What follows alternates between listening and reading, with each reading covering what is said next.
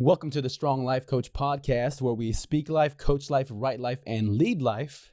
Today, we're in the studio with special guest, one of my newest friends, Daniel Laugesen. Daniel, welcome to the show.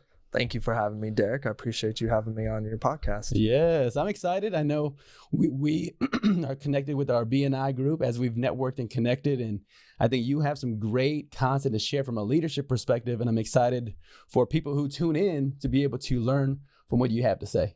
I look forward to going over that. Yeah, so to make sure people who are tuning in know your background, I'm going to go over some of your history, and if I have anything off, you just jump in and correct me. I'm completely okay with that. All right, sounds good. All right, so so you grew up with your parents in the military. That's correct, yep. And then you attained a bachelor's degree from UTSA in history. Yep. And then you've been married for 7 years to Felicia. That's correct. She made you a great breakfast this morning, according to what you said a little while ago. She did. She woke up early and made me and my son some bacon and egg tacos. Let's go. One of our favorites. Felicia, go Felicia. Your son is Joseph. He's 2.5 years old. Yep. You spent time as a branch manager and an area manager in a rental car organization. And then you transitioned in 2017 to be a district manager overseeing 30 offices and in the, tell me how you describe it, the tax industry? The tax preparation industry. Tax preparation industry. So I know you have a few accolades that we're going to circle back on, like as far as being one of the top district managers in the country among 60 district managers across the nation. And you moved up from 2017 to 2018 over 20 spots. That's correct. Yep. So quite the resume, quite the portfolio. Again, I think we have a lot to learn from when it comes to me just sitting at your feet and learning. So tell me, when did you first see yourself as a leader? So I knew leadership was something that I wanted to get involved in throughout most of my career. But the defining moment, the moment I was like, okay, I can do this, I got this, was a few years back. San Antonio had $1 billion hailstorm. Mm-hmm. And I know any insurance agent remembers it because they took it on the chin that year. Yes, I remember it at $13,000 worth of hail damage to my 2014 Toyota Camry. Wow. So that was like a brand new car when that hailstorm hit too. You just that's frustrating. We did name the car the Black Golf Ball after that hailstorm because of all the grooves and dents. There's still cars that look like black golf balls driving around. I don't think everyone got theirs fixed. Yes, so mine included. So you'll see that one day. You'll see there's the Black Golf Ball that Derek drives. That's right. So being in the rental car industry and being in a town like San Antonio, where if you drive down the street, you're gonna see every single spot in the neighborhood filled once the evenings come because no one parks their car in the garage around here, right? That's right. So the hailstorm hit in the evening. Everyone's at home asleep. Most of the cars in the city just got wrecked. Like I said, It's $1 billion hailstorm. And what was significant about this one is the hail was large enough to crack windshields and things like that. So people are waking up not able to drive to work. Wow. So when it hit, I was actually visiting one of my offices in Corpus Christi. And I was there because I hadn't really been able to spend much time with that team. And I wanted to spend some time focusing and coaching and working with them. So the next day, or that evening, I'm getting text messages from my counterpart, the other area manager in San Antonio, with pictures of the hail. And he just scooped up a fistful of this like golf ball size hail. Right. And it had been out there for a while, so it already melted. So it was bigger than before he got a chance to snap that picture. Like, well, that doesn't look good. But, I dealt with a hailstorm, the year before actually. And it wasn't that big a deal. So I didn't think anything of it. Well, the next day, my phone was just going crazy. I went to the office to meet with my team, start working with them, and my phone didn't stop ringing. And we would get what were called escalation calls whenever a key account was told, no, we don't have a car for you. I get a call first, and then they shoot out an email if I couldn't resolve it. And I was getting calls from the escalation line while I was on the phone with the escalation line about a different call. Wow. And then I would switch, and then I get another call, and it was going like that. So I realized clearly there's something bigger going on with this storm than I initially had thought. So I call it an early day with them about I eat lunch and I tell them, I really want to spend time with you guys. I'll be back. But I gotta get to San Antonio because something's going on with this storm. Yes. Uh-huh. And like I said, it was real early. I had no idea how bad it was. So I get to town. I pull up to my biggest office in the city, and I drive up. There's not one car on the lot. You've never seen it like this. Yeah, it doesn't happen. There's times where it sells out, but you can get a car from someone else. There's no car on the lot. I call some of my other managers. They don't have any cars. There's just no cars. Like everything's rented. I call the airport. All their cars are banged up from the hailstorm. Right. Right. So there's just no cars. So I had to reach out to my supervisor and find out, okay, what are we going to do? What's the plan here? Because I can't tell, our key accounts, no, I don't have cars for your customers because that's not going to work. So we get together, myself, my counterpart, and then my supervisor at this time, this guy named Leo. And we're like, he tells me, well, I'm going to get with my boss and see about trucking cars into you guys. And then we're going to also see what else we can do. And is that kind of like when you see on the highway where these big like 18-wheeler type vehicles have like the cars stacked on one another in like a double layer? And the reason you don't see rental car companies truck cars a lot is it's incredibly expensive. Like it is, it's much cheaper to pay someone to drive out, pick up the car and drive it back than it is to truck the car. Oh, wow. So they don't truck cars unless something really crazy has happened. Got it. One of the other times I did a lot of trucking was the flooding a few years back in Houston in 2017, actually. They truck cars from all over the U.S. They spent a fortune moving cars and take care of that. Wow. So he gets it organized. So he's handling that. Well, in the meantime, I got to get my team ready to go into what's going to be some really long days and nights. Because this is get to work early, start working with our customers, prepare for these trucks of cars to show up because we don't know when they're coming. I get a call half an hour before it shows up. Wow. Okay. Keep the people in our offices calm because it had become a first come first serve situation. Like for sure, everyone needs a car. In Everybody. City, so we're the only ones getting them in for the next few days. Other companies started getting stuff trucked in after that, but we were the only ones that were able to take care of certain customers. So I had to get my team ready to take care of that. So I reached out I had all my branch managers get on a call. And there's a bunch of different ways we could look at this, but the way I spoke to them about it was, look, this is the city we live in. We just took it on the chin with this hailstorm. There's people that are not able to get to work that have to have cars. There's a lot of salespeople here that travel to other markets. There's a lot of doctors that need to get to work. We got just your mom that needs to get her kids to school and get to work, and taking an Uber is not going to be in the cards for that kind of day to day, right? So we need to get organized here and get ready to bust it for our city. So that got them motivated. Nice. And by long days, I mean, we were getting in at 7 o'clock, 6 o'clock in the morning, and we weren't walking out till midnight. Wow. Because we had that many people that wanted a car, and the trucks were coming in sporadically. So, one day we got our last truck at 10 o'clock.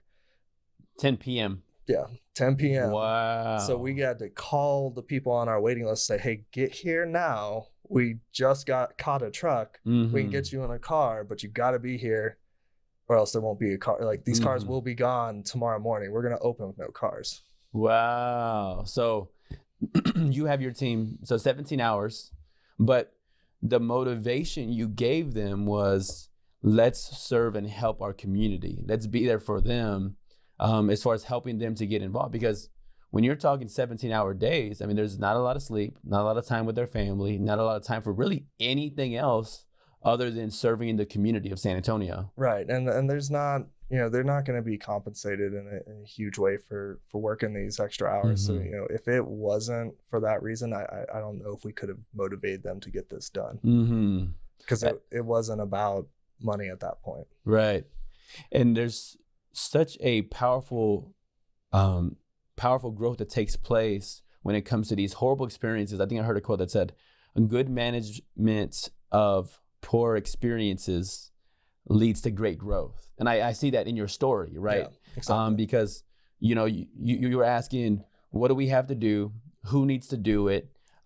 What do they need to hear so that they can be inspired and motivated to be able to contribute just to take care of people? And I like how you mentioned even doctors. Sometimes during the hailstorms, we're thinking about something, something maybe smaller, but you're thinking about people who need surgery now, and then so if there's no surgery without a surgeon.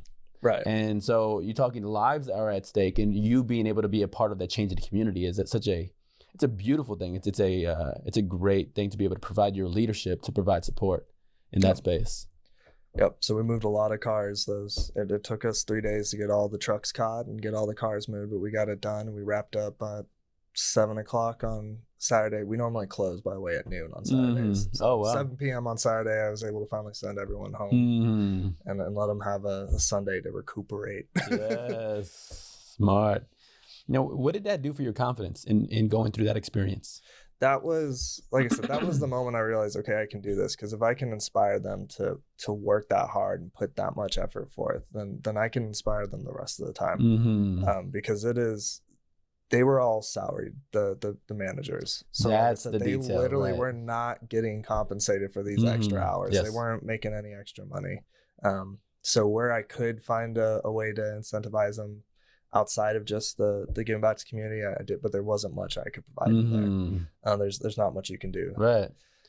So knowing that I could rally my team like that was and I had only been an area manager at that point for 6 months. Wow, you were new in the game. Yeah, it was April. I got promoted in October. Wow, okay.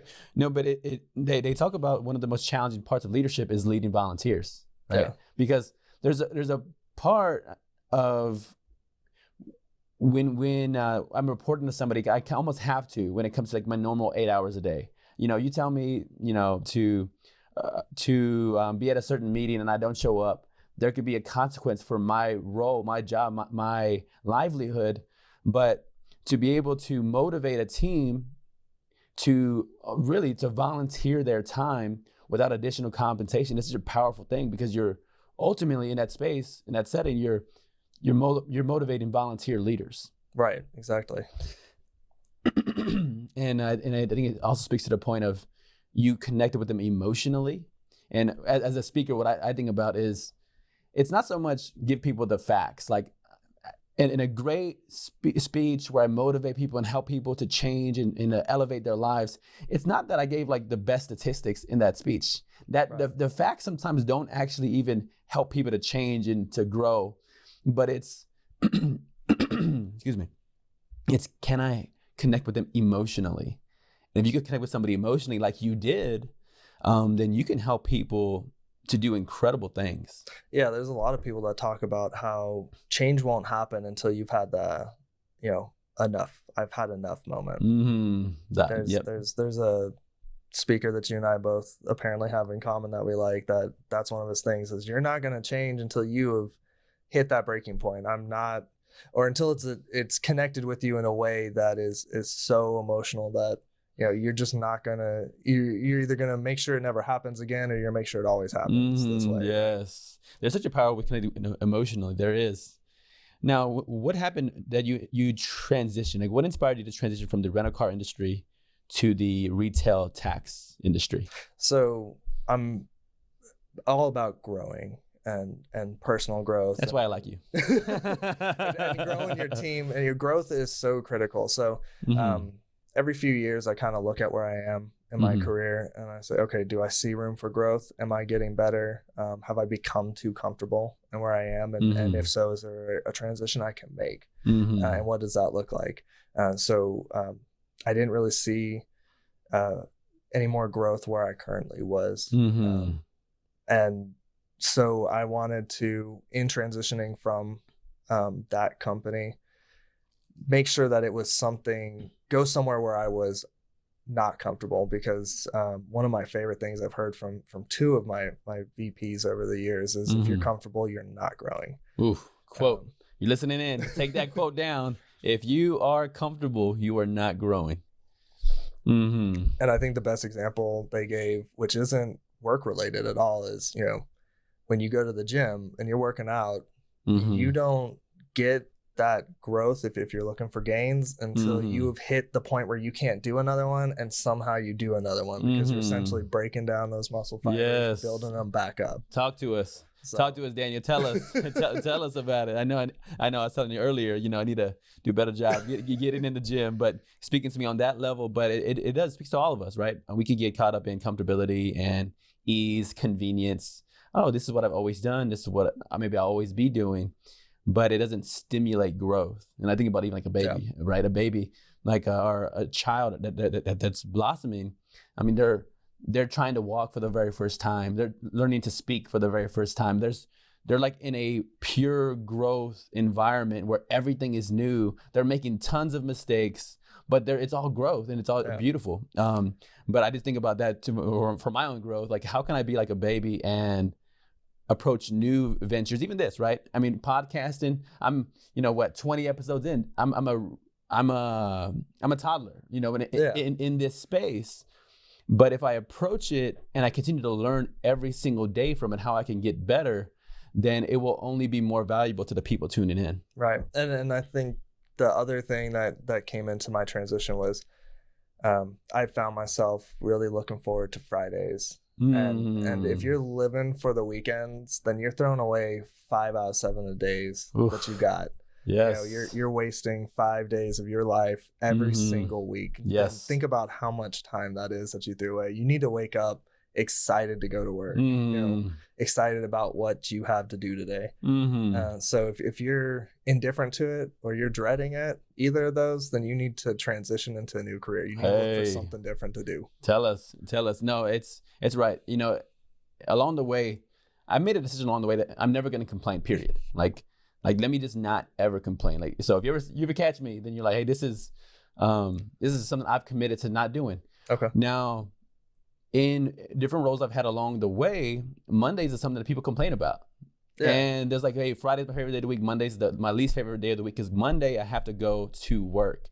But there's something powerful about making that statement you made of what would life be like if Friday wasn't my favorite day of the week because I don't have to work anymore. Right. And go ahead. Yeah, no, that's exactly it. You should like Monday just as much as you like Friday, because those are transition days, not because it's the day that you stop working. I'm excited about Monday because I get to get back into tackling the problems at work and finding solutions. Yes. Getting my hands back into the challenges. And then I'm excited about, Friday because I get to rest. Yes. And something that's critical, people don't realize, you got to unplug from work. You got to rest. Right. And there's so many people that they work 7 days a week, even on their beloved Fridays and Saturdays and Sundays. So you really got to take that time and rest too. Yes. No, you're spot on. I think we can spend a whole podcast about rest and how to do that effectively, especially in the leadership role, right? Because every leader I come across, we both agree that the responsibilities are never ending. It's not like on Saturday, all my leadership responsibilities end, or Sunday they end, or Monday. Right. They're always piling. Like the more time goes by, the more issues people have, the more I'm needed. But the ability to disconnect and rest is incredibly valuable. Yeah, you got to turn your cell phone off, and it hurts sometimes to do it. Let me ask you, who has been the biggest influence in your leadership journey? In my leadership journey, and I know this is probably a common answer for a lot of people, but my father had a big impact on me. And that's because he's been such a significant leader through his life. He is in the armed forces, or had been in the armed forces. He retired a colonel so he could go in on the civilian side in a more significant role. So he retired so he could work more, right? Wow. So, and have a bigger impact on his organization. And then something that I didn't think I've gotten into with you before is he lost his father when he was 7. Wow. He had he moved around a lot as a child as a result of that. And so he had an upbringing that didn't directly lead him into a leadership role. He had to seek that out on his own. That's right. Wow. Okay. Well, it's impressive that his leadership legacy is being continued with you and all of the people that you're touching, connecting with, and influencing. Yeah. And he is probably my top mentor. And you know, there's two key people in anyone's leadership journey. That's going to be your mentors and your advocates. Advocates is, we could do a whole podcast on what an advocate is. Hey, you're invited back. Just so you know, you're invited back. but your mentors are critical because they help you learn. You know, they're not going to help you gain in your roles, but they're going to help you learn and navigate, which will ultimately help you gain. But they're not going to have a direct influence. There'll be a indirect influence on your career. And so he's the person I go to whenever I have to make a really tough decision. You know, I'll normally have the decision made, but I talk it over with him, and he can normally provide insight that he's had through his career as a leader. One of the tough things is always, you know, if someone does something really foolish and now they're not going to be able to work with your organization anymore, that's always really tough, right? And it's clarifying. And one of the messages that I got talking through one of those incidences with him was, your job as a leader, your dedication is to your team, your organization. So there's someone jeopardizing that, even if they're part of the team, they're part of the family. You gotta protect the team first. Wow.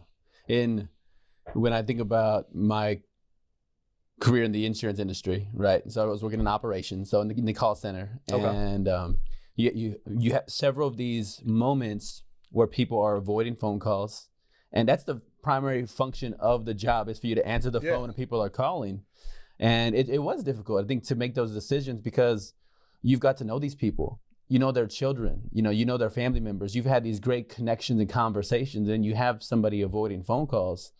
And having that conversation about termination, it's never like, I don't know if you get into leadership to terminate people from a corporate standpoint, right? Not many people do. Right. I don't want to work for any of the people that do. Right. Reason. But understanding, like, to your father's point of what's best for everyone, because if people in the organization are going to be disrespectful and dismissive to our precious members, then it's going to damage everybody.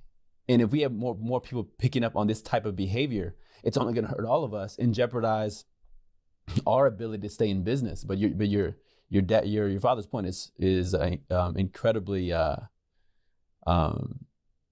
accurate in looking at the big picture of the team, and not just the relationship that's potentially severed. Because going forward, I mean, those relationships here on forward, in some ways, I might always be remembered to that person as the person who terminated their employment. Yeah.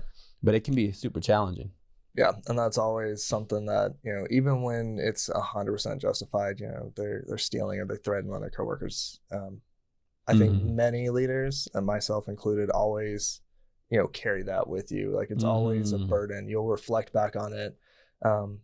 There's a concept of extreme ownership, right? And essentially, you know, this happened, but at the end of the day, it's my fault. Anything that happens in my district with my team is my fault. Any wins is their wins, right? Right. So when something goes wrong, it's my fault. It's because I didn't do something. And every time I've been able to reflect and see a moment where I could have prevented all this. And it's really, really frustrating. So yeah, you carry those burdens. Now, when it comes to your mentorship with your father, how have you two been similar with when it comes to learning in your journey? So we share books back and forth that we like to read. I listen to books because you know, I drive around so much. I don't really have time to sit down and read a book. And then when I get home, I just want to unwind. Right. So I'll listen to books while I am driving to visit locations, because, you know, I'm maximizing my time at that point. I'm learning while I typically would just be burning time, right? So he'll tell me about a great author or tell me about a great book that he's been reading. Wow. And I'll go and find it on Audible and download it and make sure to listen to it. And then we'll talk about it and what we gained from it. So so that's something that has been really helpful. Yes. This is such a beautiful, powerful growth principle. And if you're listening, and this is one of the principles I want you to take away from this podcast, which is, if you can find one person in your circle, one person in your life who will support you in the content that you're absorbing, what you're listening to, and what you're reading. You have a great partner there who's wants to be on the growth journey with you, and that's what I'm hearing, right, from you and your father. He's been on a growth journey for a long time, and he's been leading, he's been learning all along the way, and then you're on your leadership journey as well. But you continue to find other influencers, which is the authors of these books, to be able to help both of you grow, and then you're able to endorse the books to one another. Hey, this book really helped me with this specific area. Exactly. Yeah, and we'll go over books, and I'll be like, okay, where I am in my journey right now, or the way I'm having to lead right now, this one doesn't make sense. Because you can go over a book and say, okay, I'm not gonna be able to apply any of these concepts. Sure. But this one will really help. Spot on. Well, I want to be super respectful of your time. I know you're a busy guy with a lot of responsibility, but I do want to hear, as we close, when you hear the phrase best friend, what comes to your mind? So to me, a best friend isn't one person. Best friend's like a tier. These are the people that you can go on a 2-week vacation with. You can spend every hour of the day with. And for me, because being a military brat, we moved on average once every 3 years. Wow. There were times where it was 10 months. There was one time it was 4 years. That was nice. But on average, we moved once every 3 years. So in my life, my best friends have ended up being my brother, my 2 sisters, both my parents, and then if I had to pick one person that tops everyone, of course, my wife. Hey, smart man. Smart man. But those are my best friends. There's no one that I point to say I grew up with this person. The only people I grew up with are those people, my family. Yes. So we spend a lot of time talking, and we're all very tight knit. And as I've grown up, I've realized that not everyone has that, which I just thought was something that everyone had. You assume it's normal. Yeah, everybody has this. But no, there's a lot of people that won't talk to their siblings, that won't talk to their parents, and for me that would be really sad. I couldn't handle that, but that's just because of how we came up. Yes, and it's a great positive influence over you to have those kinds of friendships in your family. To have the best friendship with your wife. Again, for people tuning in, if you're thinking about what should your relationship look like, before you're married, like you said it earlier, of marry your best friend. Yeah. And that's a great principle. And if they are married and they've stopped becoming your best friend, hey, get back on that in that journey of how do we become best friends again? Marriage is a journey. There's going to be highs and there's going to be lows, and there's going to be times where you're like, is this worth it? And the answer is yes. If you made that decision in the first place, then the answer should be yes in most cases. Preach that. Obviously, it's not always going to be, but sometimes you got to just fall in love again, like you just said. Hey, fall in love again. Another quote. Take that away, y'all. Well, we're wrapping it up here. We're here with Daniel Laugesen. We are in the Strong Life Coach podcast studio, where we speak life, coach life, write life, and lead life. Daniel, thank you for joining. Thank you for having me, Derek.